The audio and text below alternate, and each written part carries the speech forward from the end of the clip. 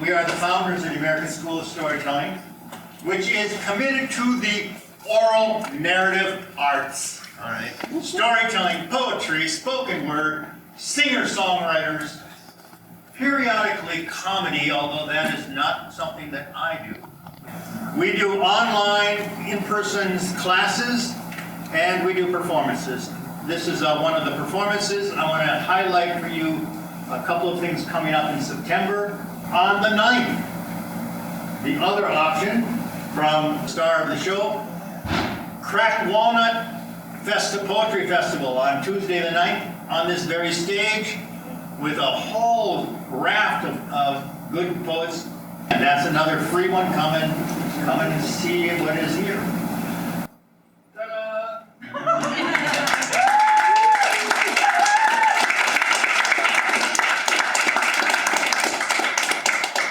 Hey y'all! Thank you so much for coming. It makes my heart feel so full to see y'all all here. I got my 5th grade teacher right there who's here, Ms. Hardenberg. I'm calling you out. Yeah, I'm calling you out. Thank you so much. I'm going to quickly just introduce our first poet.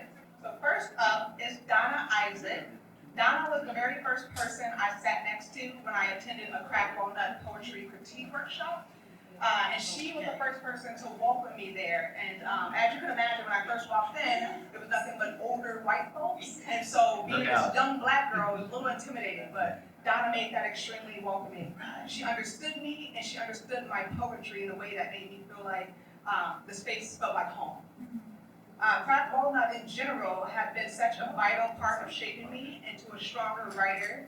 And it's thanks to people like Bill Williams, who was also allowing me to be an editor for my first poetry anthology.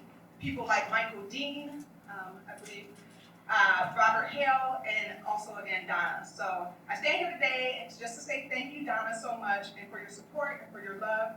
Donna also just released her own book, and so if you could please tell us the title of your book and where to buy it. All right. Thanks, Dralandra. I'm really honored to be here at Dralandra's reading, her launch of her wonderful book, and excited to say that I know her, and she is a shining light, as you probably know, and congratulations, Dralandra, and thanks for asking me to read. The title of my new book is In the Tilling, and it's very focused on food, but also just, my growing up and all kinds of things. I can't even really say. It kind of wanders around a little bit. So I'm going to start. Most of the poems have something that's related to food in it. So it has recipes too. Since the state fair is going on, I thought I'd start with this one. My husband used to run a stand called the Taco King at the Minnesota State Fair. So this is called Taco King Minnesota State Fair. Oh, how original. Maria taps me on the head with an empty box. Poor luck, she says, and goes on stuffing tacos with ground beef, lettuce, cheese, and a perfect soupçon of diced tomatoes.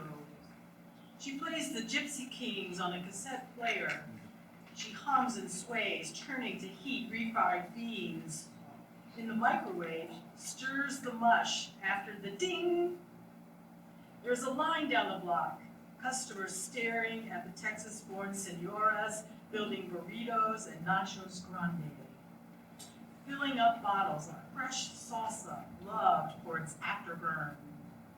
They speak Spanish amongst themselves, and we gringos try a few words like queso, pollo, and frijoles.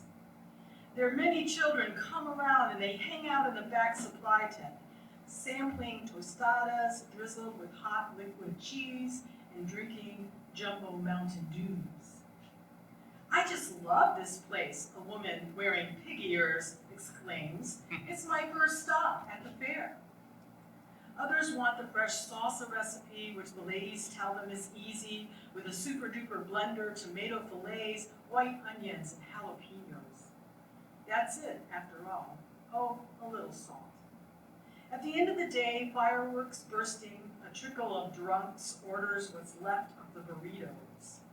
Maria pulls out the last tissue to wrap the last taco. She knocks me on the head with the box and says, "Por suerte." A street cleaner whirs brushes on the pavement. A melange of chicken bits, plastic trays, corn chips, and lettuce strips go round and round. All the hard-working working women walk to their cars. Luck has nothing to do with it. Yeah. This is called Ode to Okra. The small green pods are tender, sweet, seeping with mucilage, carbohydrate-laden, sticky. Sliced lengthwise, they're cooked down with Spanish onions, tomatoes, a little corn off the cob, seeds a-popping in your mouth. Chunked, they thicken gumbo and Creole stews, redolent with andouille, hot peppers, shrimp. Slender boys with hats, they dance amid the sassafras, cuddling with oysters, American smooth. In cornmeal robes they snap, sizzle in hot oil. 1 of 3 by country ham, catfish, chicken legs. Okra, Abyssinian, ancient, your weeping tears strengthen, emulsify, weak broths and bonds. Oh, that more would plant you, admire your winged white flowers, or purchase you, sample some, it's so good for the heart. And the last one from Linda Tilling is called Task at Hand. I have an epigraph. No, I do not weep at the world. I am too busy sharpening my oyster knife. Zora Neale Hurston. The stars slide into rest. Go ahead and forget. You gaze out the kitchen window, a soapy dish in your hand. Your place reflects in the cold pane. A busy squirrel cleans his face like a fly and flattens, absorbing final heat. The world is somewhere out there, the work of our hands, mighty rubble. Leave the world behind, unwept for, the last plate unwashed. A cloud of suds winks in the sink, in the snap of new darkness.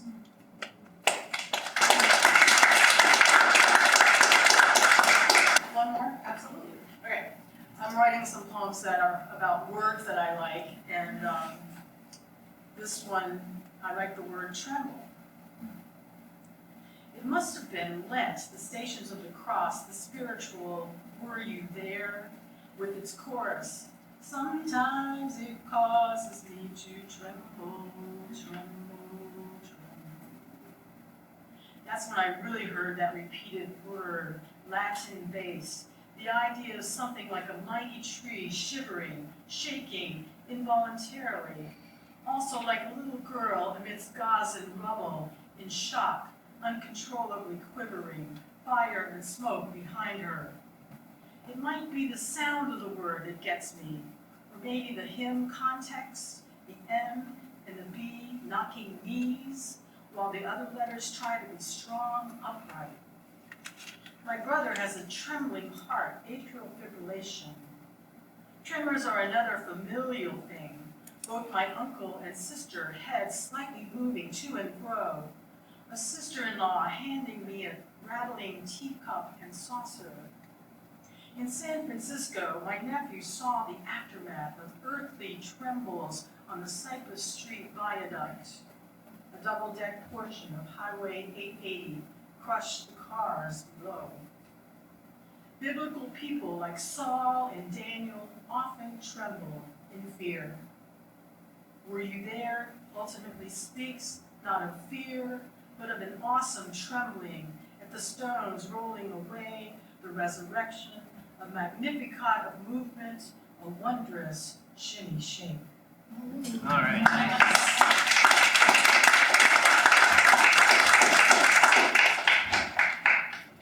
Thank you so much, Donna. Next, I want to introduce Sagirah. So Sagirah is someone who has taught me what political and social activism really looks like, and also what support looks like. She fearlessly stands up for the people she loves, and you can hear that same bravery echo through her poetry. She has given me countless opportunities as an artist to perform, and not just like any opportunities. paid opportunities. So you don't find those a lot, when you're a poet. So Sagirah has found those opportunities for me, so I thank her for that. So recently she's given me an opportunity to perform at Day of Dignity event in North Minneapolis. And so because of her, I have been able to share my work with wider audiences and get my work out there. So thank you, and let's welcome Sagirah.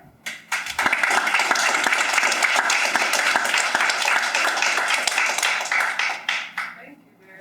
Donna, also, I have to say, I love okra, and I feel like people don't like them enough. Like, I feel like they get a bad rep. And they're just so magical. I love to take snack on them. They're delicious. So thank you for being pie. Two of my neighbors had an okra growing and cooking contest last summer. Oh, dang. Can I be your neighbor? That sounds delicious. So, by show of hand, how many people got this book? Okay, so by the end of this, All right. everybody can raise their hand, yes? Yeah. And you're gonna tell a friend, yes? Yeah. Take your social media pics, yes? Yes, yes. Yes, okay. We have to celebrate our folks right now in every moment.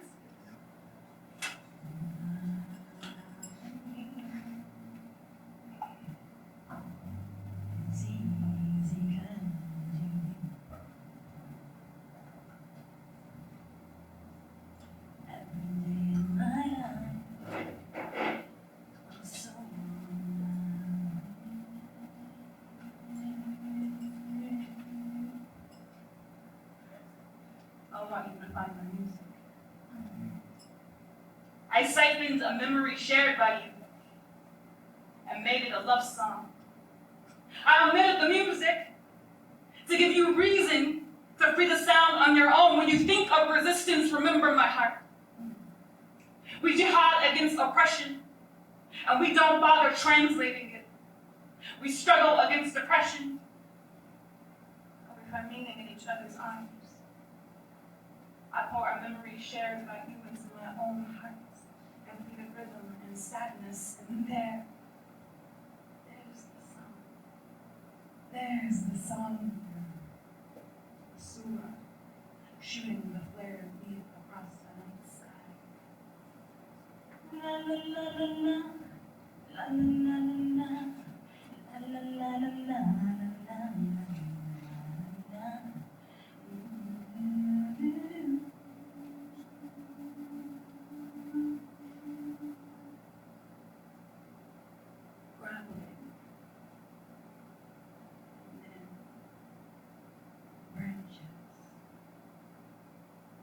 We are born only to belong to the unknown of the next moment, and how mysterious that we could die and have no answers. Regarding the soldiers, mocking the men they bulldozed, his strewn entrails, crimson guts and flattened rib bone, regarding the soldiers as they still mock the child they starved to a skeletal edge of life. And when he died, they mocked him in death and starved another and bulldozed another and left their bullets and left their bombs and left their white phosphorus and sent snipers upon the fishermen, slaughtered the lambs, set fire to the grocery stores, the schools, the homes, the hospitals, arrested the men and blindfolded them and stripped them down naked, and then zip-tied them across their wrists till they mocked and recorded themselves celebrating their obscene cruelties. These soldiers, I have no answers. Except for how. I keep on reminding the parts of me that break, that are broken. Again and again, I keep on reminding myself that somewhere in the soak, or just beyond it, there are trillions of ants. There are ants everywhere. And sometimes, in some forests, they summon their sisters and form living bridges out of their next to nothing bodies.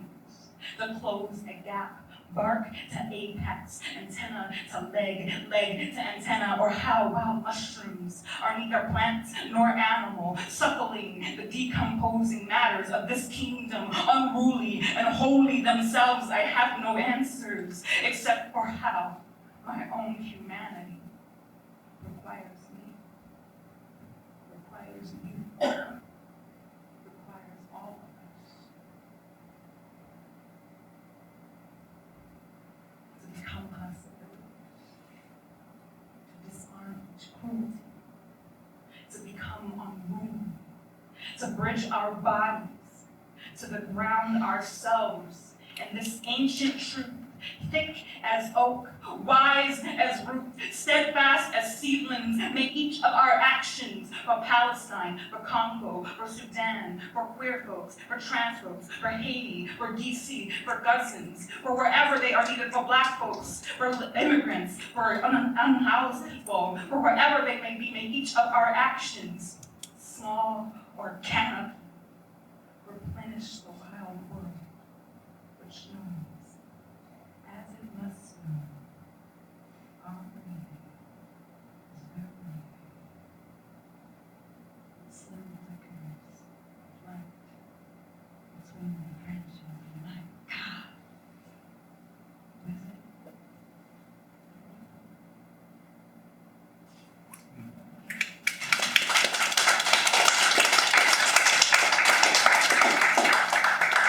On December 6, 2023, a poet named Rafat Alarir was murdered by the Israeli occupation forces. He was a poet, a father, an educator, and a mentor. And he wrote this poem for his daughter. He was only 44 years old when he was murdered. Unfortunately, his daughter was also slaughtered by the Israeli occupation forces a couple of months after, but I'm going to read the poem. This is called If I Must Die. If I Must Die, by Rafat Alarir. If I must die, you must live. Tell my story. To sell my things. To buy a piece of cloth and some strings. Make it white with a long tail.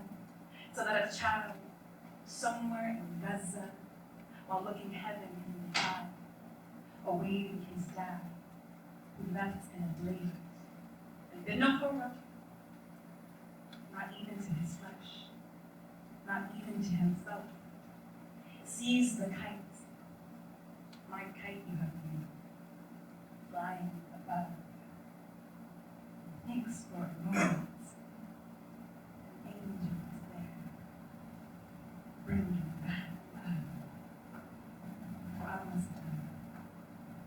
Let it bring home. Let it be intent.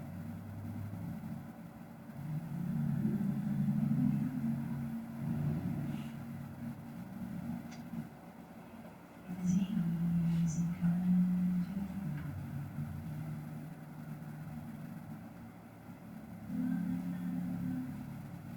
I must live after the fight. If I must live, to tell you a story.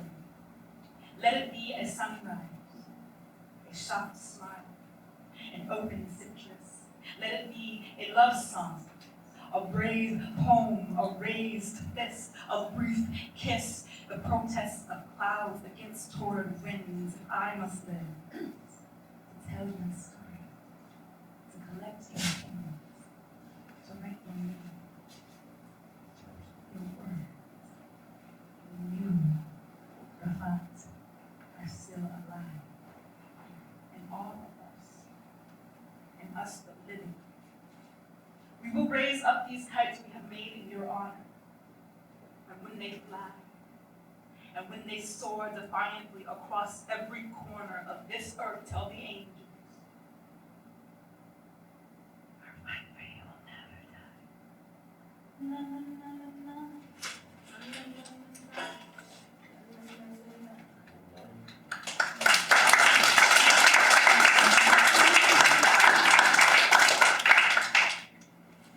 That was powerful. Thank you, Sagirah. All right, so our next performer is Ayolanda. Ayolanda is a every sense of the word. She's an entrepreneur, business owner of Black Family Blueprint, an artist, and a force of a woman. I met her through our poetry critique group with the incredible Carolyn Holbrook, if anyone knows who that is. She got awarded the McKnight Fellowship, so shout out to my fearless leader and mentor, Carolyn Holbrook. Along with Christian Avery. So Christian is here recording footage with Skull Dogs, with Jose, who's also the founder of Skull Dogs. Ayolanda is someone whose strength and artistry continue to inspire me, and one of her poems that she performed tonight is like one of my favorite poems ever. So give it up for Ayolanda.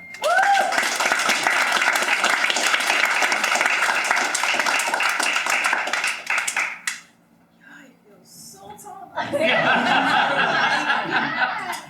Thank you. I'm so excited for you. I'm so honored to be here. I am just full. I'm so full to be here. So thank you so much. Let's see. So my poetry, my words are, I think they were, the best way to describe it is a gift from spirit to resolve historical trauma. And so you're going to hear a lot of those things represented in these pieces. They both tell you a little bit about who I am. The first one is about my grandmother, and the second one is about me. Okay, we're good. All right, let me turn this way a little bit. So she was a 1930s baby. She was short, soft, thick, bright skin, dark patch on her cheek from lupus. Her smile was golden. She wore glasses, soft voice, mighty in her short stature. Gray afro, quiet, strength, African by way of remembering.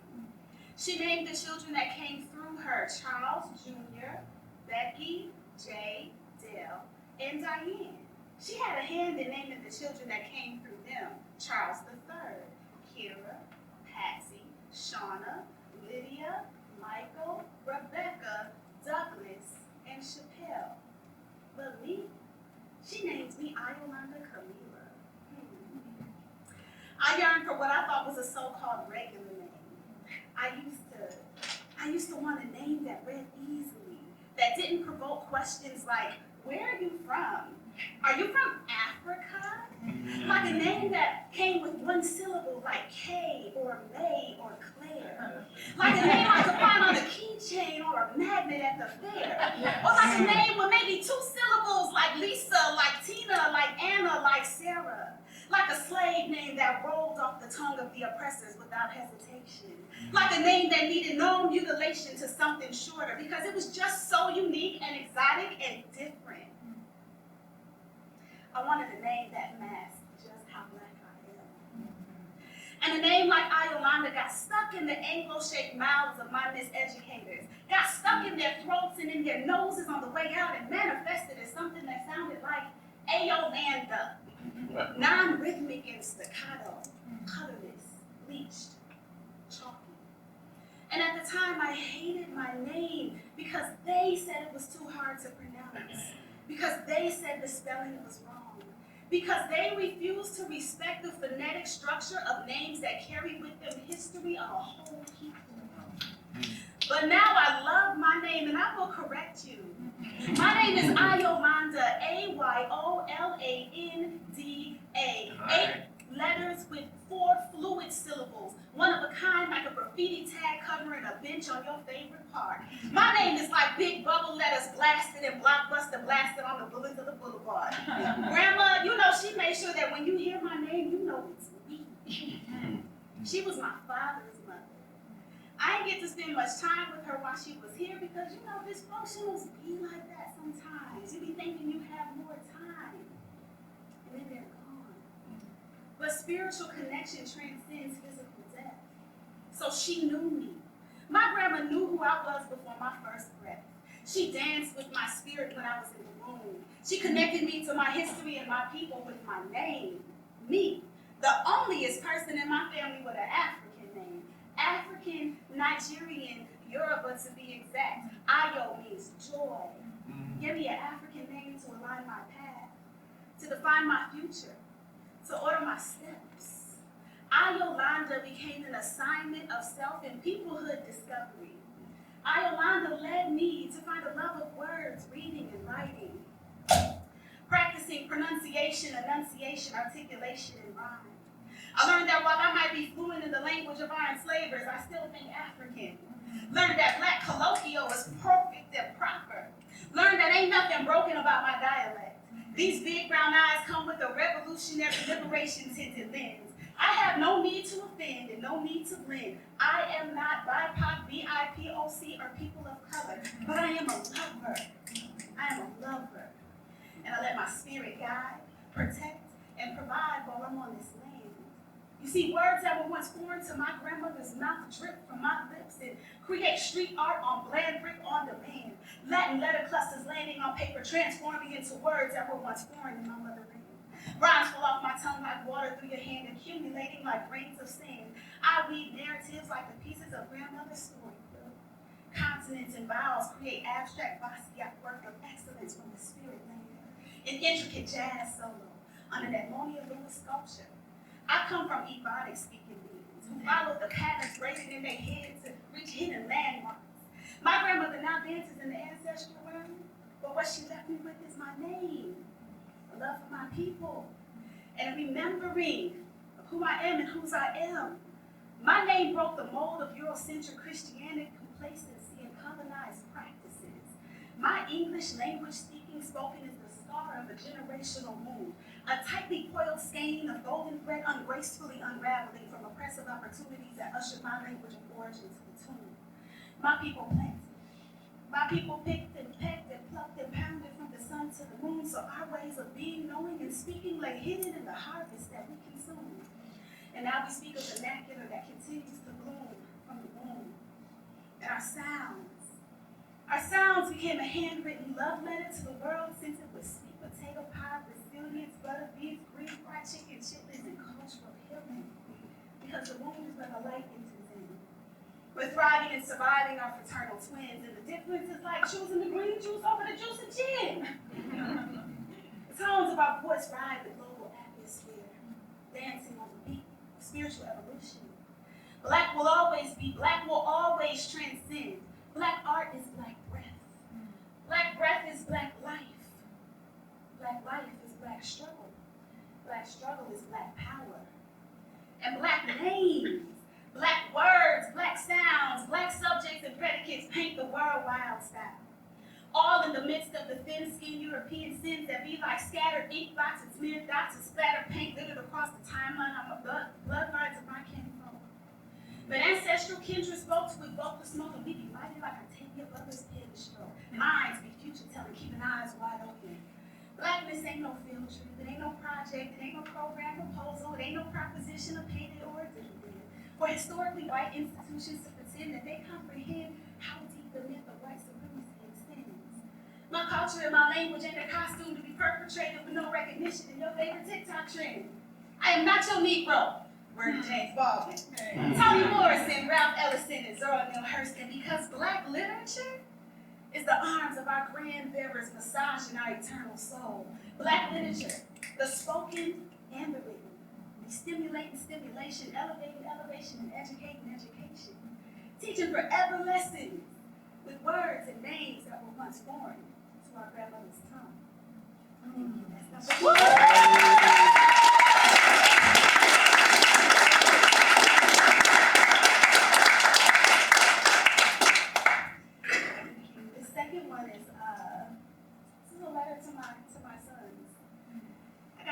I got a 15-year-old and a 12-year-old. My 15-year-old is over 6 feet tall and stands above me now. My 12-year-old is almost eye to eye with me, and it's very serious raising black boys in this society. That's a very historical thing, right? Each generation bears the weight of fear of raising black children in a society where we are not valued, and our lives still don't always matter, except for beyond what we can produce.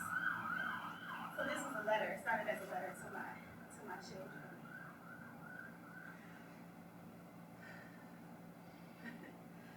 Generation X, new millennium abolitionist. I'm a freedom-fighting woman with Harriet's premonitions. Queen Nanny Maroon missionary. I carry liberation with my ancestral emissaries. I got that anti-colonial stoner rebellion, Nat Turner energy. Ivory Wells, Winchester on the mantelpiece, defending life and protecting peace. I throw these hands for a lifetime with the courage to pull and release. Standing on the front line, 12 gauge on my spine, hip concealing my 9-380, ready to buy time if it means our babies have a shot. I said I will stand on the front line with my 12 gauge slung on my spine, hip concealing my 9-380 on my ankle, ready to buy time if it means our babies have a shot.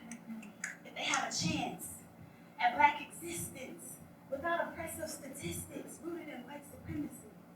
My resistance is persistent. Spirit will go the distance, traveling through dimensions with soul salve, kept carving space within you for the pressure release valve. Because this is a time and a place where fear makes you feel alive, joy makes you feel anxious, and anxiety makes you understand. The ups and downs of black life prevail like the pen in my command, like water through my hand, moving, evolving, shifting, defining, cleansing.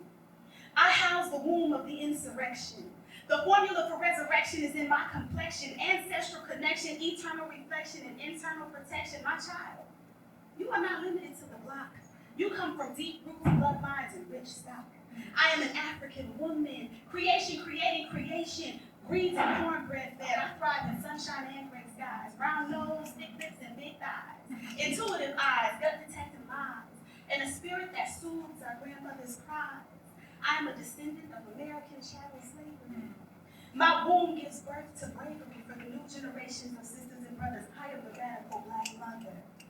So my baby, when you're on your knees in distress, and your inner me is your enemy, I'll be pumping 7 shots of hope into your chest to mitigate cardiac arrest, restoring you with the milk from my breast to ease the pain. I cultivate roots and conjure radical reflections of rebellion for the expansion of the neurons in your brain. Strategic plans of action for liberation allows your spirit to be unchained. I will discipline you with recipes for centering blackness when being your authentic self becomes a challenge to maintain. Because your excellence will always be too excellent for narrow boxes to contain. I am clutching the best of the best of you are the best of the best. And I uphold your greatness unless you forget who you are in the midst of life's test. So I stay praying that Goddess will bless to override the times when this world attempts to replace the air in your lungs with the fluids of toxic stress. Never forget that progress is a process and you are aligned towards success, my child. We will jihad against marginalization, oppression, and every other systemic, internal, and external attempt at making you believe that you are less. My child, you will not be another nigger to acquiesce for the sake of belonging or competition. We on that 2025 modern day abolition, blackity black cultural transmission, historical knowledge acquisition, a return to the earth expedition, Florida water purification, humble supplication, and ancestral intuition. Remember, your blackness never needs permission. Just make sure that your cognition never runs out of ammunition to fight the opposition and force the demolition of the delusion of white supremacy and racist institutional conditions. You will not die in the darkness. You will not die in the darkness. You will become rooted because what harms you arms you. You were born to live. You were born to fight. I will lay my life down to protect you because you were born to experience black is beautiful. Black love, black intimacy, black joy, black peace, black power, black wisdom, black wealth, black food, black education, black time, black growth, black family, black people, black spirituality, black healing, black rituals, black freedom, black culture, black music, black future, black history, black action, black soil, black truth, black earth, black business, black protection, black God, and black unity. I am your Umi. I am your mama, your ama, your mazazi, your mommy. There is no other. I am the radical black mother.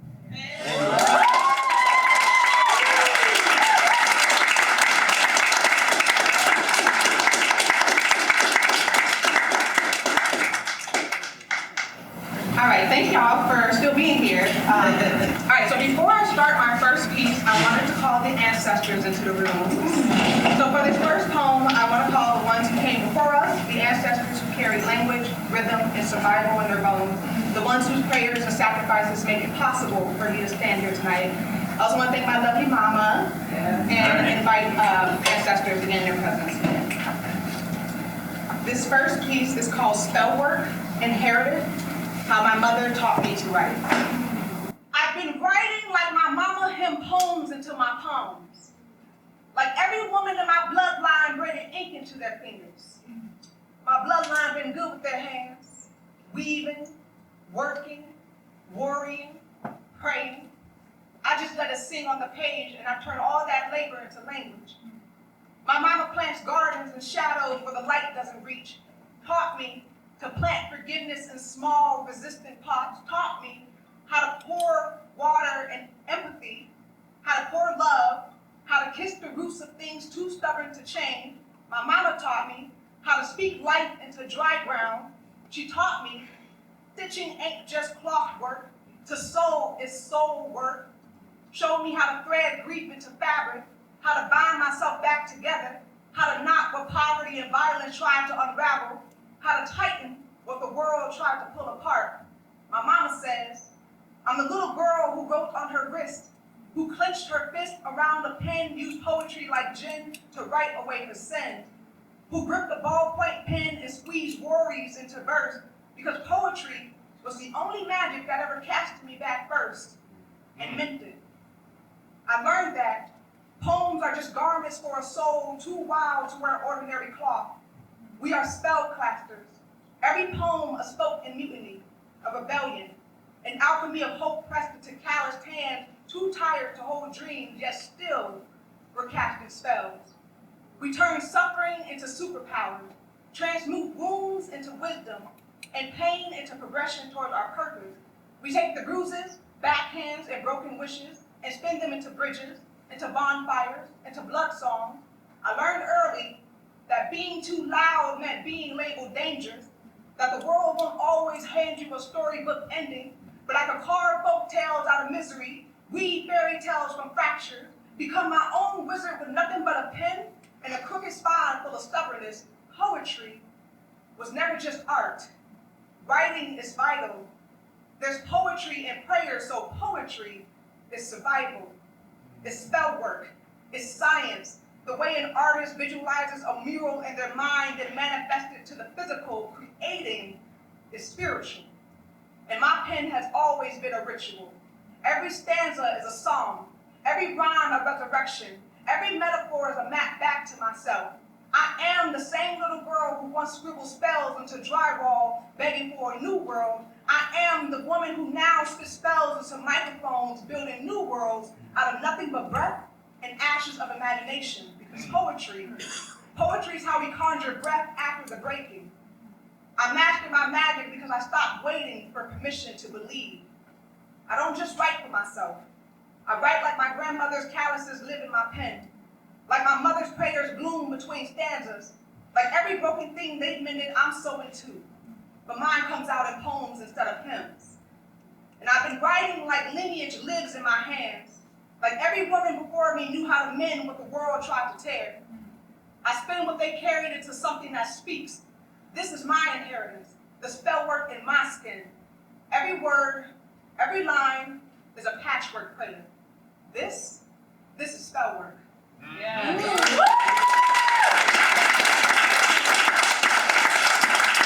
Thanks so much. This next piece is called I'm Black, so this poem is kind of where it all started. I wrote my first real poem in 6th grade, and that poem was called I'm Black, so it's this poem right here. I wrote this in the middle of class, and it's become now an award-winning piece for pretty much every slam that I attend. I'm Black has changed, obviously, over the years, and it always sounds differently, so I'm always adding names, taking names out, the flow changes, but this is 6th grade me, I'm Black.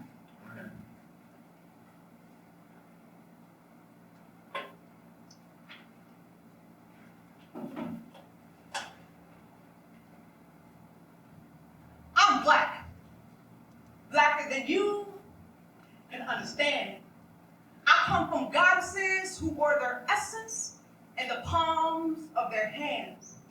Always uplifting sisters like no other can. I wear virtue, breathe life into my brothers like no other man. Cause I am love and light. Come look into my sight and see my reflection. My brown skinned mother gave birth to me so I could give birth to a new generation of African queens who inspire to create meaningful inspiration. I don't embrace hatred. I got sister blood and soul all over my shoelaces. Tie those together, it's in my genes, in my nature. Bye, bye. I'm black like West African women with thick hips and full lips, like single mothers with tight fists, like fried eggs and cornbread, jollof rice, jerk chicken, fish chips, and grits. Cause this is soul food, y'all.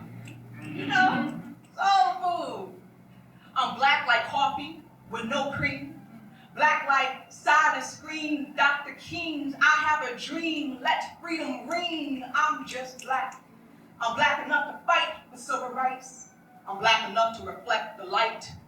Black enough to broadcast my pride like Sojourner Truth. Ain't I a woman? I'm black enough so that when these words touch, they leave fingerprints on your very soul. So, how black? Black enough so that when these words touch, they leave fingerprints on your very soul. Black from within. Ancestors who unlock the mystery that lies between Genesis and Revelations. Black enough to stick up like a sore thumb and represent a new nation. Black enough to spot and think before I speak. I'm black enough to absorb more than just heat. See, this is knowledge, and I, and wisdom, understand me, see. I'm a proud African American, richness in my melanin, mocha skin, kings for men, you know it's legit. Because fight for power is in the blood of my heritage. With a little bit of civil rights, Assata Shakur, single black mothers in the struggle, hip hop, Tupac, Jay-Z is a hard knock, Motown, James Brown, James Baldwin, Huey, Colin Kaepernick, Ruby, Trayvon Martin, Harriet, Ketanji Brown, Bell Hooks, Emmett Till, Rena Moran, Sandra Bland, and Malcolm X, who be the keeper to my brother man.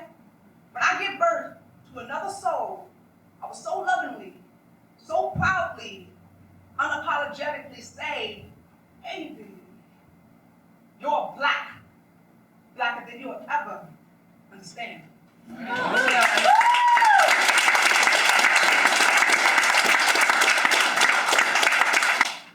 Thank you. This next piece has become a crowd favorite. I've won 2 slams with this piece, so I'm going to perform it here tonight. It's called Ode to the Hood, Where I'm From.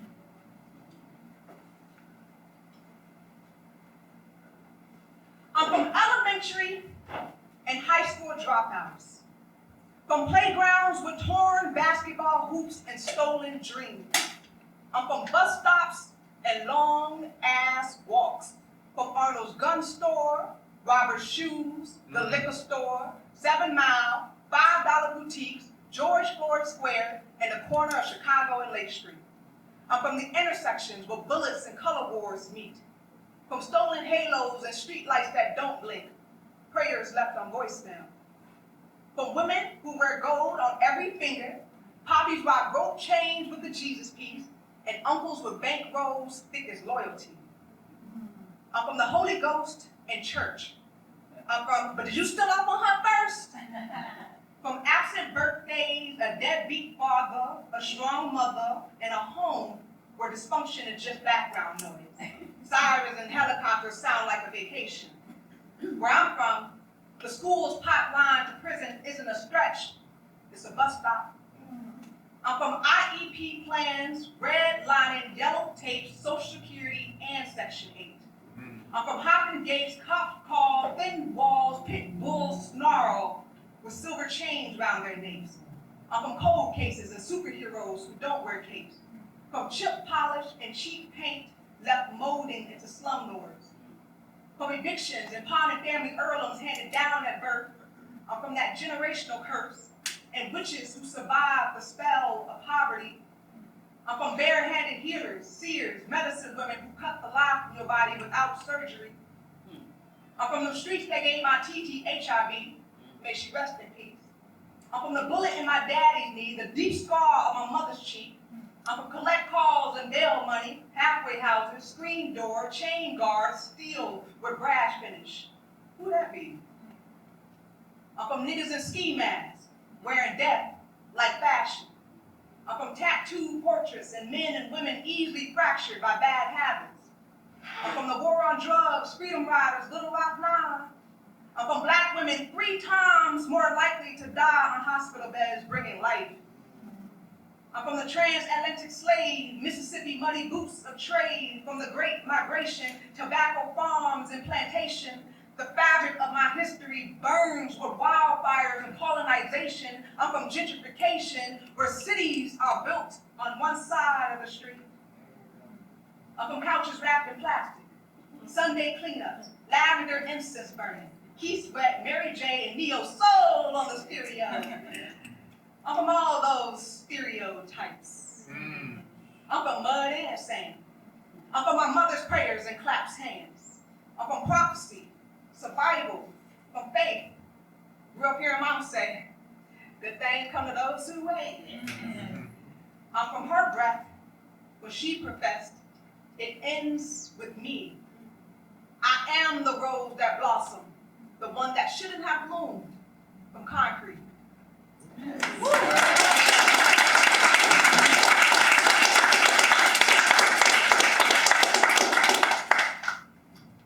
Thank you. This next piece is called Bloodlines and Bibles. And this is about my grandmother who passed away when I was about 5 years old. So I didn't get a chance to really meet her and understand her as a woman. But she came to me in a dream once, and she told me that because she died early, and she was like, since I wasn't there for you on earth, I'm going to be there for you on the other side. So I know that she's my guardian angel and my spirit guide. So this is for my grandmother, Bloodlines and Bibles. For the grandmother and the women who prayed us into possibility. History stares back at me through the obituary, black as slavery. Jimmy Lee Lloyd, born Jim Crow, Mississippi, 1945, 40 miles from where they lynched 14-year-old Emmett Till, Sunflower County soil. Same ground I was born on. Her hands calloused, blistered fingertips, hair sprinting in freedom towards heaven, smiling. 4 sons, 1 daughter. Branded with a name carried through cotton fields and kitchen floors. She lived through it too. Worked the fish plant. Under the Mississippi sun, it don't rush for anybody. It stretched across slow hours, fed her family with tired hands and an unfolded fist. Seasoned catfish with Laurie's paprika lemon pepper, served with spaghetti and a biscuit. I imagine how many dimples she pressed into her palms, how she massaged valleys out of her hands. And like most soldiers, she died on her souls, alone. Her chest collapsed like a worn church pew, too much given and not enough rest. She came to me in a dream once, where my memories of her still reside. She said, since I wasn't there for you on earth, child, I'll protect you now as your forever spirit guide. And after her death, Mama got her white holy Bible, notes inked in faith, guarded by spirits in a wooden cupboard. When my second eldest brother got his first haircut at 13, Mama swept his strand into Genesis as a bookmark. When our cat Lucy lost a tooth in a fight with the vet, she tucked it in Psalms. That Bible has held our family for over 20 years, and Mama buried offerings in its pages and not a single leaf neglected. In return, Grandma sends her love through every passage, keeping us covered and protected.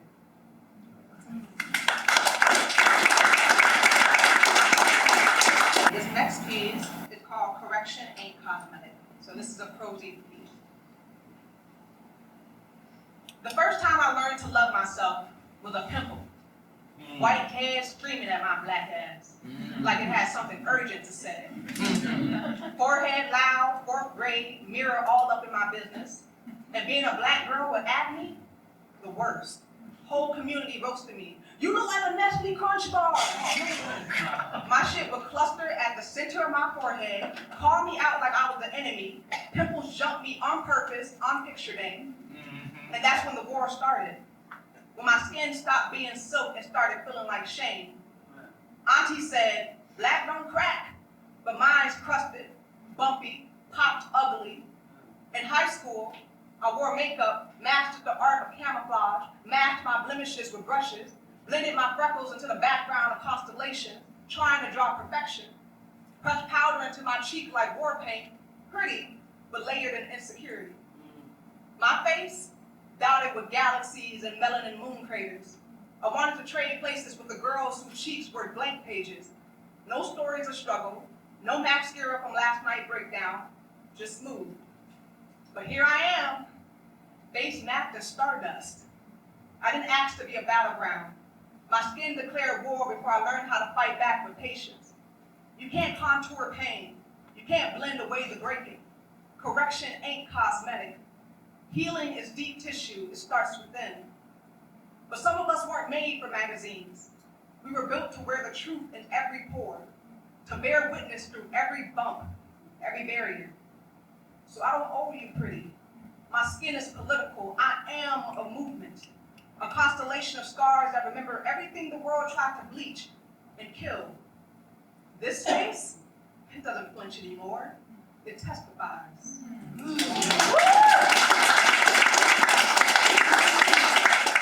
Coils. My crown is my garden. Remember when India R.E. sung, "Don't need ya silicone, I prefer my own, but God gave me it just fine."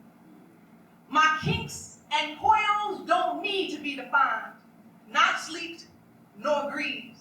My afro grows and flows up and outwardly, stretching the laws of science, defying gravity. I am magical, and the world lives inside me. My hair reflects God's nature. It's like the texture of thick bark on trees. Just hydrate my strands with rain, castor oil, cocoa butter, and baby, I smell like a sweet honeybee. My 4C is lovely because it's phenomenally made beautiful. I was kissed by the king who nourished my roots in holy water down to the cuticle, the follicle. My crown is my garden. And each seed that I plant, the coil blossoms strong and abundantly beyond the white soil of embedded conditioning. We were taught to think that nappy meant dreadful, to feel ashamed of 4C hair that can't be contained with their bobby pins. And so our sister locks don't bend to Western beauty conformity. As I rebel like Angela and march for peace, my curls and coils be dancing in the wind, boldly and free. My magnificent hair was created to wonder and to stare in orbit, in stardust, in black infinity, for all to see that the standard is kinky, is coily. Don't need ya silicone, I prefer my own, but God gave me it just fine. And so I sing the song like India R.E., because I am, will be, naturally me. Okay.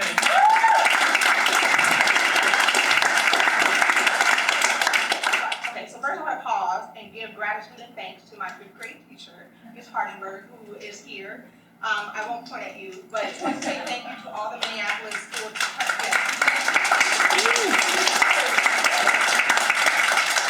And the reason why is because this next piece, I have a deaf and hard of hearing teacher. I wear hearing aid, and she's not here with us tonight. She's at the State Fair at a concert, but her name is Sarah Noble, and she is, I call her like my second mother. She's like a godmother to me, and she's just one of those women that just shaped who I am today. And so, shout out to the Minneapolis public school teachers, including you, Ms. Hardenberg. All right, to hear in another verse, the first verse of self-love. Second grade, the effing system clung to my shirt like an accessory of embarrassment I didn't ask for. My hearing aids in my ears buzzing like they had opinions on everything. Two tiny betrayals louder than my self-esteem. I sat in the front row of the class, trapped in static, trapped in a disability I wanted to disown. And when I said what too many times, like I was practicing for a role I didn't audition for, when I thought they said rat instead of cat, Miss Branch instead of Miss Brant, that's when they found out I wasn't quite normal. Dark-skinned black girl, poor girl, disabled girl, different.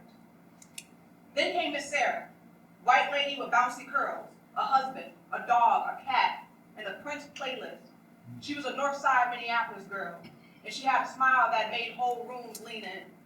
She wore warmth and laughter like perfume, a swirl of lavender and deep blue, the colors of purple rain humming in her aura. Her language was ASL, American Sign Language. She moved her sweet hands like a conductor, fingers dancing like strings on a cello, orchestrating confidence deep into my soul. Symphonic melodies poured from her palms as she signed words and spoke to me like the way choirs do, and the way choirs sing hallelujah into the future, full of life and full of promise. She was more than just my deaf and hard of hearing teacher. She taught me more than just curriculum. She taught me how to deaf out what doesn't serve me, to silence what harms and amplify what heals, to listen only to freedom and turn up the volume on my own power. She didn't just tell me to embrace my difference. She taught me where it came from, taught me to know my roots, to honor the giants who walked before me like Sojourner Truth. She told me, speak their names, let your steps carry their lesson. Because of Miss Sarah, I got used to my hearing aids. They became a fashion statement. I would try to color coordinate them with all my outfits. Without her, I don't think I would have survived high school. Miss Sarah saw me, not my broken ears, not my stuttered confidence, but the full melody of me. She saw the song inside, even when I couldn't hear it just yet. Miss Sarah was there to teach me the first verse of self-love, that I was whole and smart, even with the static. She taught me sound isn't the only language, and silence is its own kind of cadence, a space to hear the loudest unspoken. She taught me captions weren't crutches, and I wasn't crippled. I was just learning to hear in another key. Miss Sarah taught me how to tune into myself, to listen beyond the lies of what the world expects me to be. Taught me how to translate silence into strength, to recognize my own voice, even when my small and growing spirit spoke in a whisper. Because of her, I didn't just learn how to listen, I learned how to speak up and understand. I'm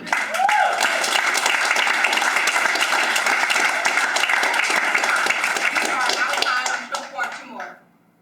This one called Survivor. Growing up, I questioned God. I would ask simple questions like why? Why was I born in this family? Why was I born with a disability? And why did Daddy use his fist to express his emotions? Why Mama? Why me? We survivors tend to ask ourselves why. What did I do to deserve this?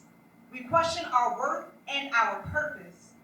But Andrea Dykstra says, in order to truly love who we are, we cannot hate the experiences that shape us.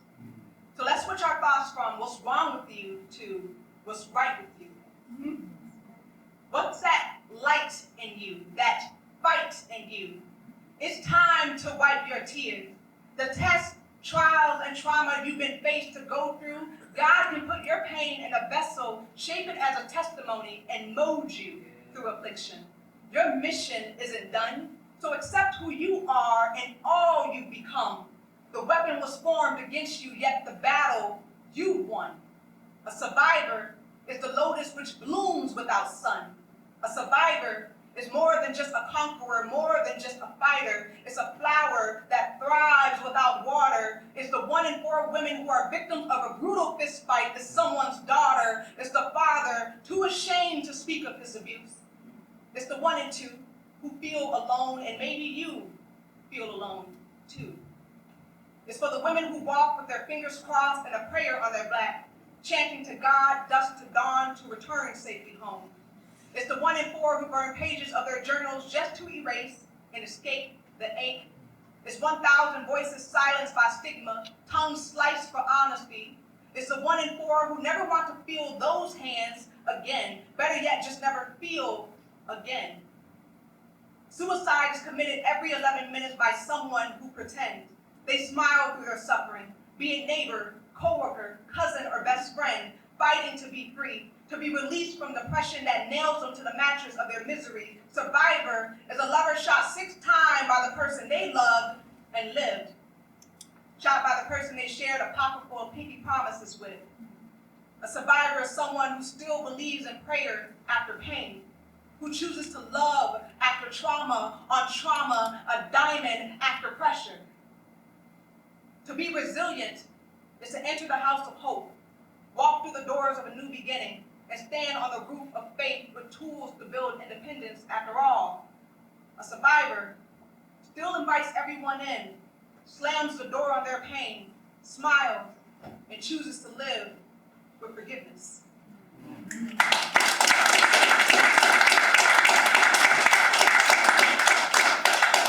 All right, thank y'all so much for hanging out with me. This is the last one, and that'll wrap up. I always end my performances with this piece. It's an affirmation poem to the audience and to myself. It's called A Letter to Love Yourself. Love yourself. Do not believe society's concept of beauty, because truly, you are a masterpiece. Created by the master God, you are beautiful. Your skin and bone human, you're not made of metaphors, but your strength is fire. It's never ending, it doesn't burn out. Let no one hold your power. You're the queen, king of your tower. Breathe. So you found the strength to keep going, so hold on just a little longer. What doesn't kill you makes you a conqueror. So you've got to be brave. David conquered your Goliath and slayed. Just love yourself. And no, I'm not talking about buying a new pair of shoes with your fresh paper cut or your brows on fleek, edges sleeked, and you share the tweet and now you're feeling yourself. I'm talking about healing yourself from the roots of your core. Because if you want to acknowledge who you truly are, then what is your purpose for? So this, it's a society that made you feel like your black is not a boastful believer. And this, it's a society that made you feel unsatisfied with the skin you're in. Fall in love with your imperfections. Skin, smile, face, collarbones, you are a blessing, and don't second guess this.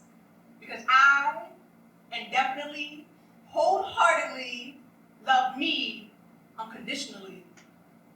Do not believe society's standard of beauty, because truly, you are a masterpiece. Thank you, Lauren.